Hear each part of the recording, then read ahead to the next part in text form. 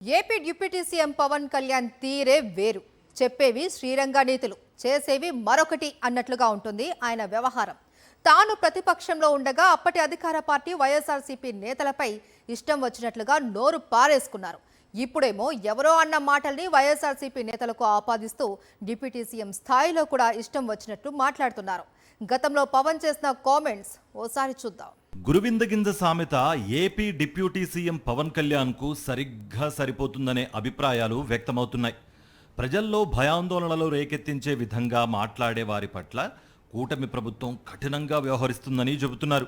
Rowdy షీట్లు తెరుస్తామని హెచ్చరిస్తున్నారు. ఇప్పుడు రాష్ట్ర వ్యాప్తంగా రెడ్ బుక్ రాజ్యాంగం నడుస్తోంది.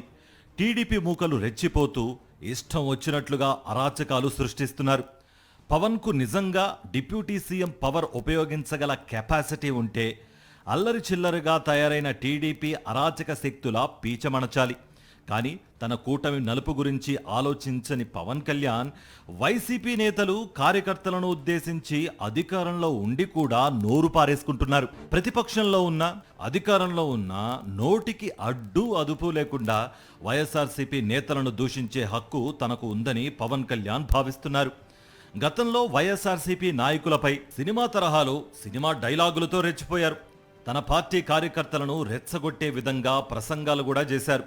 రండ్రా కొడకల్లారా అంటూ బహిరంగంగానే బూతులు మాట్లాడారు. చెప్పు చూపిస్తూ చెప్పుతో కొడతా కొడకల్లారా అంటూ ఓ రౌడీలా రెచ్చిపోయారు. చెప్పు తీసుకొడతాను ఒక్కొక్క వైసీపీ నా కొడుకుని చెప్తాను. చెప్పు అటు తిప్పి తిప్పి పగిలిపోయేలా దవడ వాసిపోయేలా చెప్పు తీసుకొని పళ్ళు రాళ్ళ కొడతాను కొడకల్లారా ఒక్కొక్కడికి చెప్తున్నాను. మహిళ అనే గౌరవం కూడా లేకుండా అప్పటి మంత్రి ఆర్కే రోజాపై నోటికొచ్చినట్లు మాట్లాడారు.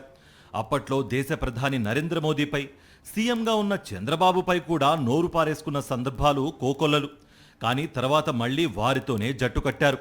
చంద్రబాబు, లోకేష్పై అనేక అవినీతి ఆరోపణలు గుప్పించారు. తర్వాత టీడీపీ రక్షకుడి అవతారం ఎత్తారు.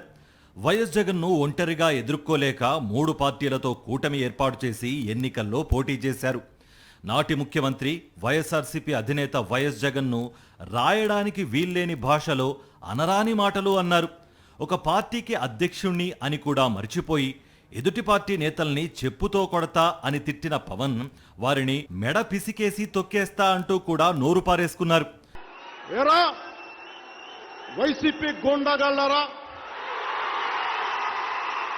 మీ దగ్గర క్రిమినల్స్ ఉన్నారా, మీ దగ్గర రౌడీలు ఉన్నారా, మీ దగ్గర గుండాలు ఉన్నారా, మీ దగ్గర వంట చేత వస్తాం మెడ పిసికి తొక్కి కింద నొక్కేస్తాం కొడకల్లారా. 25 ఏళ్లుగా సినిమా డైలాగులు చెప్పి చెప్పి బాగా అలవాటైన పవన్ కళ్యాణ్ రాజకీయాల్లో కూడా వాటినే ఉపయోగిస్తున్నారు.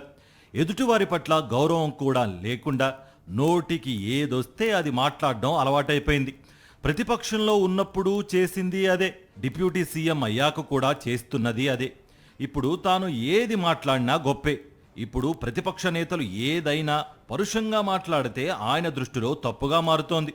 అందుకే గురువిందగింజ సామెతకు సరైన ఉదాహరణ ఏపీ డిప్యూటీ సీఎం అనే కామెంట్స్ గట్టిగా వినిపిస్తున్నాయి.